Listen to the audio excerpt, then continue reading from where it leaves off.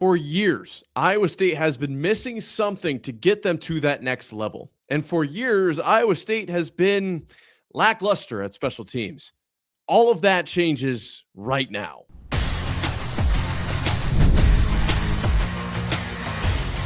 You are Locked On Cyclones, your daily podcast on the Iowa State Cyclones, part of the Locked On Podcast Network, your team every day. Hello, my name is Nick Marovets, and today's episode is brought to you by FanDuel. Join all the action at FanDuel.com to play daily dingers and make your free pick on who's hitting a homer this MLB season. Today, we are talking about everything that Jimmy Rogers had to say in his press availability yesterday, because there is a lot to unpack. And ultimately, today's show is kind of going to be split up into the three phases of the game. Special teams first, and then I'm going to go offense second, and then I'm going to go defense third. I'm just going to kind of leave it at that, and we're going to see where we go throughout Jimmy Rogers' comments, because we haven't seen anything really like this. And that's kind of what I want to talk about first, just really quick before we get into the actual comments, before we get into the actual quotes, if you will. Jimmy Rogers is a very refreshing breath of fresh air. Is that like a terrible way to say it? Regardless, it is so much more fun listening to his press conferences as opposed to what I am accustomed to prior to Jimmy Rogers. Let's put it that way. Okay. Because I'm not calling anyone out. I'm not necessarily even comparing two different types of press conferences. I'm just saying the new style, I like it. I really do. And we spent, well, not we, I wasn't there. Okay. Jimmy Rogers spent nearly, just over 12 minutes speaking on the depth chart, which is why I have the wide vagueness of the topics today. I would say something specific about the offense, but there's just too much to cover. I would say something specific about the defense, but there's just loads to unpack. So special teams is where I wanted to start, because I've got a little bit more of a narrow, I have a more specific thought on the special teams front. But across the board, not even just the special teams topic, not even just the depth chart topic, across the board, everything Jimmy Rogers has been doing has just been electric. And I hope that in the games this season, he kind of answers the call, if you will, and provides wins, essentially, is kind of how his job is measured. But even if he doesn't, I'll never forget this 9-month run that he's been on of just, it feels like right decision after right decision after right decision. And I am so amped up and fired up to watch this team play. Now, enough rambling. Let's talk about what's going on special teams. Aidan Flora seems like he's kind of the guy that we thought he was going to be. Obviously, the comment, hey, he's the next Christian McCaffrey. It's pretty loud. It actually didn't quite reach the corners of the internet that I thought it would. Nonetheless, us Cyclone fans heard it, and it sounds like he's been kind of answering the call there, specifically on special teams. Sounds like we're going to be getting maybe a little bit of Petaway as well. But Cody Jackson and Jamal Polite will also be worked in there. That's not really where I want to go with this today. I'm not here to break down the depth chart of the punt return squad or the kick return squad. I'm here to talk about the fact that Iowa State football will be better this season, because it feels like there's a renowned emphasis on the special teams phase of the game. A lot of people sleep on special teams. It's a third of the game, man. It just is. You got your offense, you got your defense. I think a lot of people look at it closer to maybe 40-40-20. Maybe what would that be? 45-45-10. I disagree, and especially for a team like Iowa State, because I don't know what kind of production we're going to get out of the offense. I expect big things from the defense, and I do think that special teams is going to have to pull their weight if Iowa State wants to win some of these games that they're going to be in. I think when you look at special teams, a lot of people want to look over it because it doesn't shine until it really shines, right? A lot of people, one of my best examples of this is it's very similar to the offensive line, in that nobody really thinks of the offensive line until they're being talked about because they messed up, right? Generally, that's kind of how they're talked about. If they're clearing wide open running lanes, they're going to be talked about for that. But generally speaking, they're not. How often do you talk about the long snapper? How often are you sitting up in the stands timing the long snaps? Are we getting that snap off in time? It's probably pretty rare, right? How often are you talking about the long snapper when talking about the Michigan State-Michigan play? Oh, he has trouble with the snap. It's talked about a lot. That's kind of why special teams is so unique. Special teams isn't really talked about until Kyle Conradi kicks a 63-yarder. Shining moment. Or it could be the opposite, obviously, with a bad snap. I think Iowa State is going to have more of those kind of shining moments because they're putting so much emphasis on it. I really do. I think they have the power in Kyle Conradi to lean on that for point scoring. And I think they have the flashiness of a few of these guys in the return game to make that a part of the game.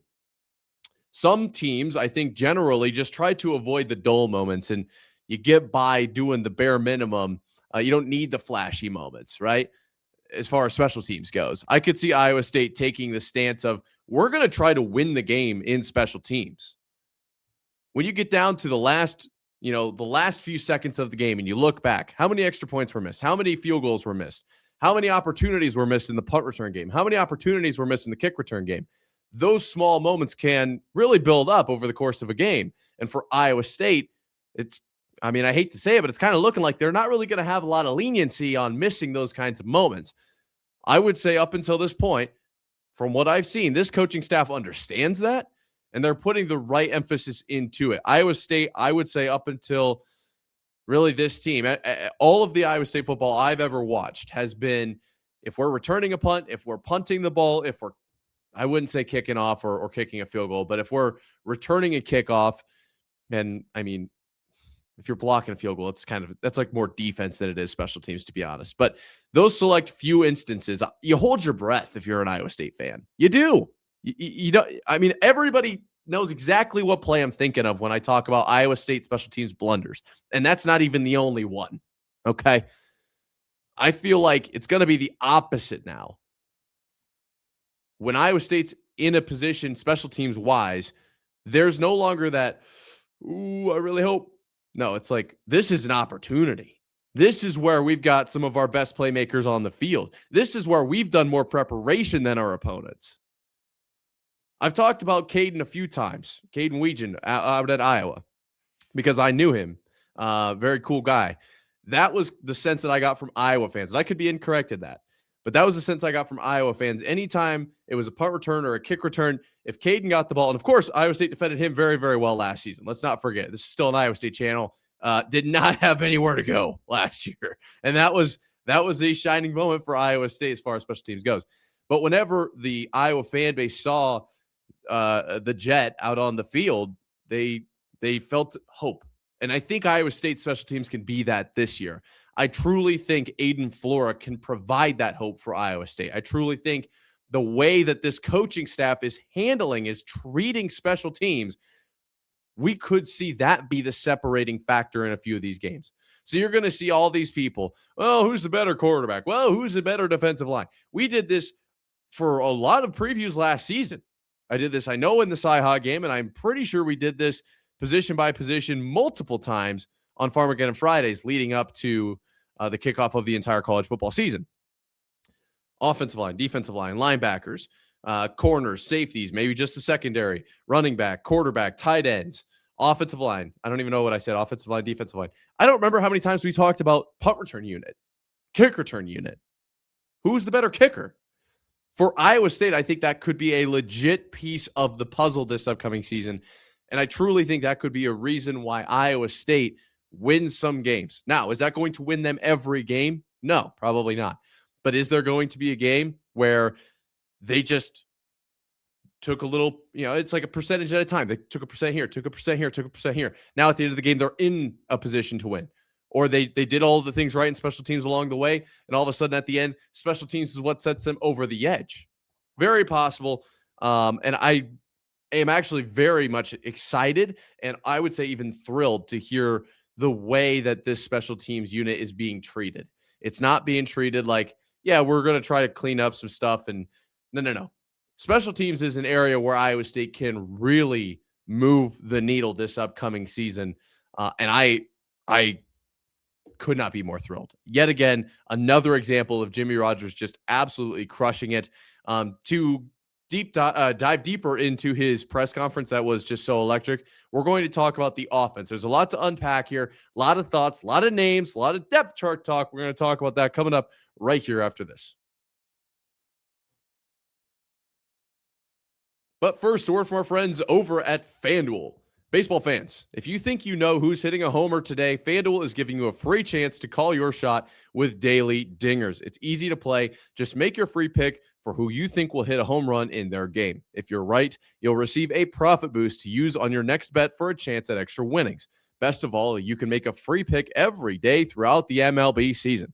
Daily Dingers is another fun way to stay engaged with every day's games, whether you're following your favorite team or keeping an eye on matchups across the league.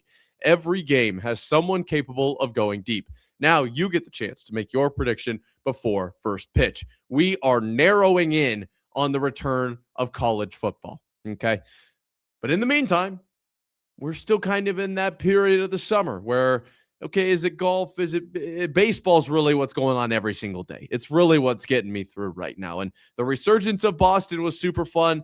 This series with the Blue Jays hasn't exactly been perfect. Nonetheless, I'm still watching. I'm still, of course, hoping for those home runs. So are you ready to play your game today? Join all the action at FanDuel.com. That's FanDuel.com to play daily dingers and make your free pick on who's hitting a homer. Play ball and swing for the fences on FanDuel, an official partner of the MLB. So, Jimmy Rogers, unbelievable press conference. I mean, unbelievable press conference when talking about basically everything inside of the entire program. You've got your special teams, you've got your offense, you've got your defense. Talked a little bit about Jamie Pollard as well, but I'm not going to dive into that today here at Locked On Cyclones, part of Locked On Podcast Network, your team every day. We're going to dive into the offense really quick. And before I do, I just want to thank you for making this your first watch or listen of the day and remind you can get your daily Cyclones fix completely ad-free by joining the Everydayer Club today. Start your 7-day free trial right now and get closer to your team without the interruptions. Click the link in the show notes or go to lockedoncyclones.supercast.com to claim your free trial. A lot to unpack here on the offensive side of the ball. Like I said, this is a very unique press conference, something we're not really used to. We pretty much got a two deep at every position here, more or less, okay? Not sure how I want to handle this. I'm going to be honest, because I don't really want to sit here and say, well, this is our starter. This is our projected 2-man. This is our projected 3-man. I'm going to be honest, we're a ways away yet. I don't really, I mean, what is it, 3 weeks? This Saturday will be 3 weeks from our first game. We still got some time for these players to find their positioning. I think things are becoming more clear, but nothing is really set in stone yet. So I don't want to be like, okay, now we know our number 2. Now we know our number 1. Instead, I kind of want to talk more generally about some surprises, about some players that I think have stepped up to the plate, and some general directions I think this team is going to go. Really quick, as a super quick footnote, I just want to throw out last week or whatever it was, last time Jimmy Rogers was on a mic, we asked him the reporters asked him something along the lines of like, who's kind of really separating themselves. And he gave an answer, but at the same time, it was kind of like, I don't really know. And I kind of was wondering, like, are we going to get a little bit of what we're used to? No. So I just want to throw that out there. We did, I mean, like I said, 12 and a half minutes of pure just depth chart talk, offense, defense, yada, yada, yada. So shout out Jimmy Rogers for that. When it comes to the quarterback position, obviously going to be the first thing we talk about on offense. Jalen Raynor, kind of that guy right now. And it sounds like to me, the reason, and it's kind of quoted by Jimmy Rogers here, but it's also kind of like inferred.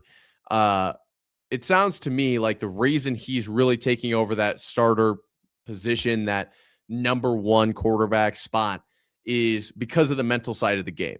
It sounds like, now this is a little bit more I'm inferring this. It sounds like every quarterback in Iowa State's quarterback room is capable of throwing the ball.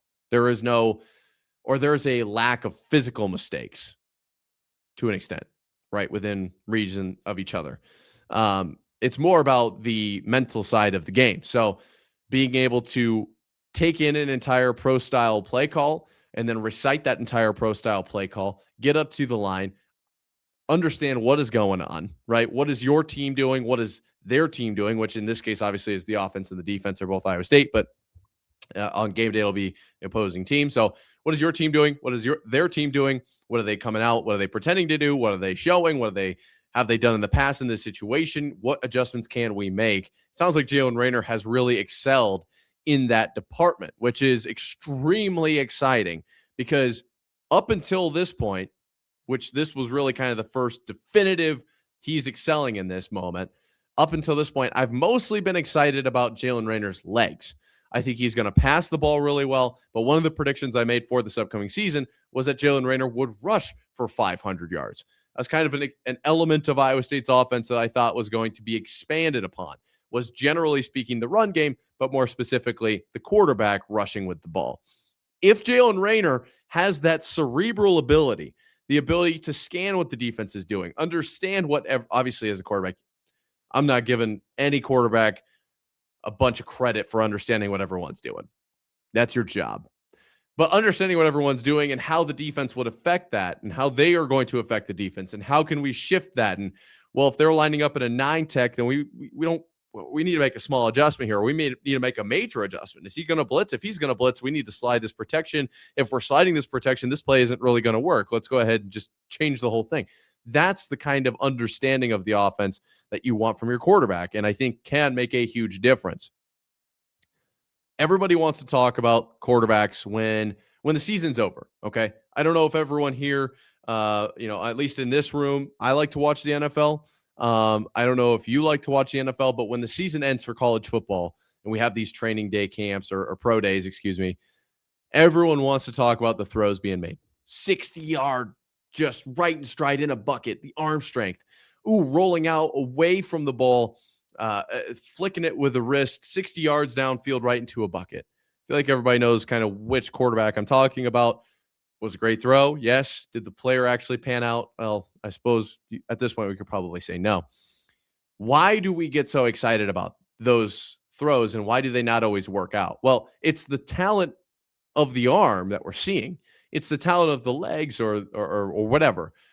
The ability to throw the ball that we're seeing, the accuracy. What we're not seeing is how fast are they reading the defense? How fast are they understanding what their team is going to do to that defense, or maybe what that defense is going to do to them? How fast can they make an adjustment? How clearly can they communicate with their teammates? That side of the game is a lot harder to really quantify and understand.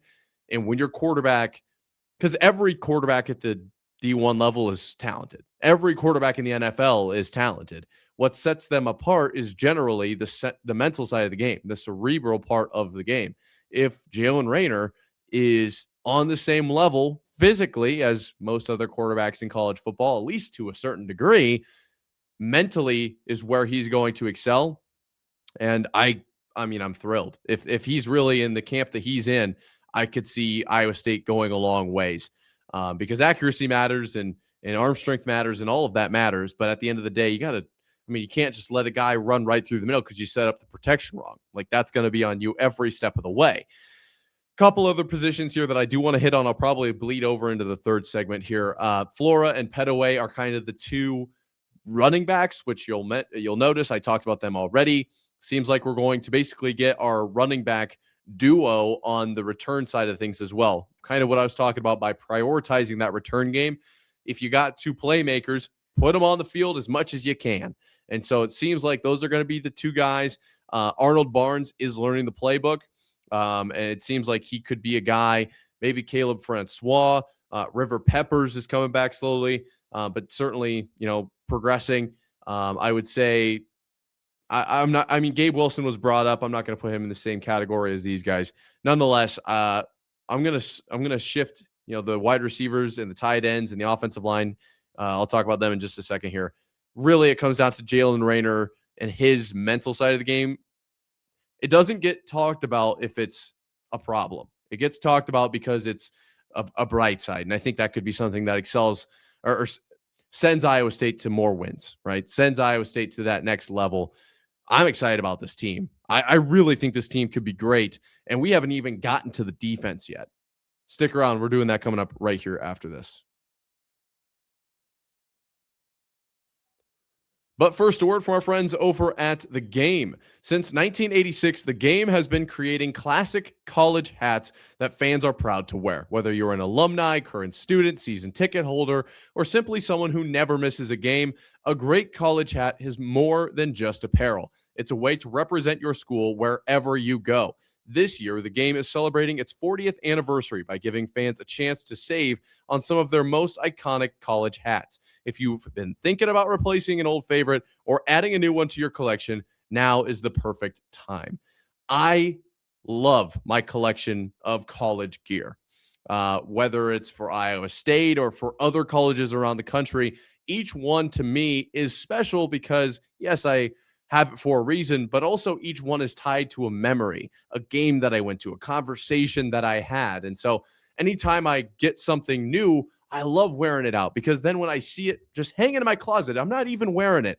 I see it and I say, God, I remember that. That was fun. That was cool. And that's what it's all about, in my opinion. With hundreds of officially licensed college hats to choose from, you'll find the perfect fit for game day and every day. Don't miss this chance to celebrate 40 years of the game with 40% off your entire order. Visit thegamecaps.com and use promo code locked on at checkout. That's thegamecaps.com, promo code locked on. Celebrate 40 years of the game with 40% off. But don't wait. This anniversary offer won't last forever.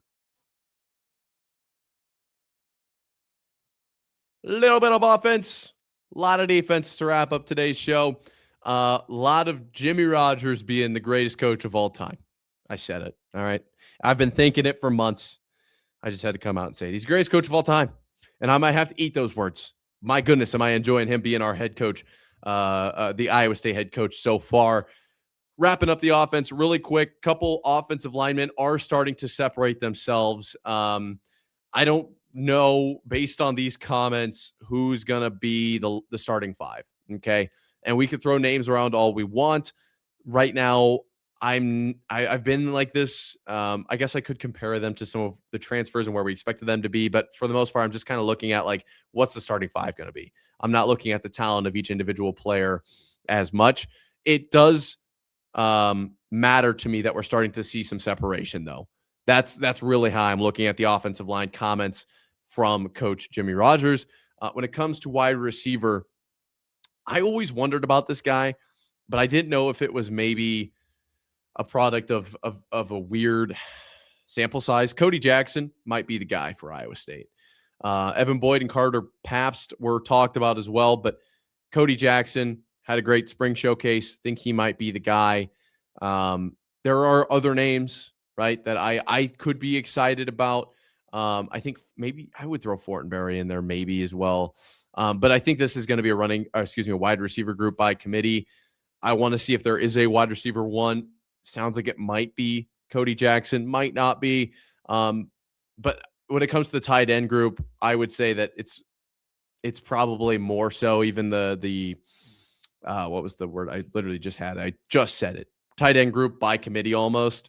I don't have a read on the tight end group. I don't. So I apologize for that. Let's talk about the defense here, because this is the group that I think will – I almost did this in reverse order of impact on games. I think that the special teams – no, I actually didn't. I saved the best for last for sure. I don't know what's going to have a bigger impact, special teams or offense. But I think the defense will have the biggest impact on games this season. And I've loved talking about it. I've honestly been a big fan of talking about Jesse Bobbitt as a defensive coordinator.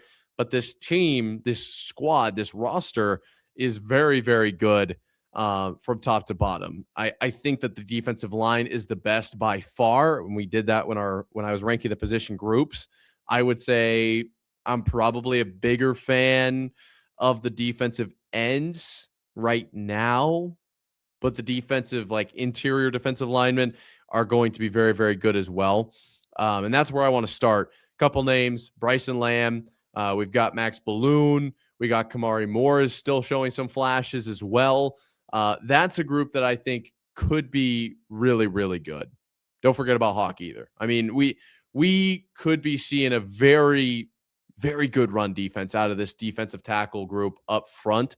I think the switch to the four-man is going to be huge, and I really think it works for Iowa State because they have the depth.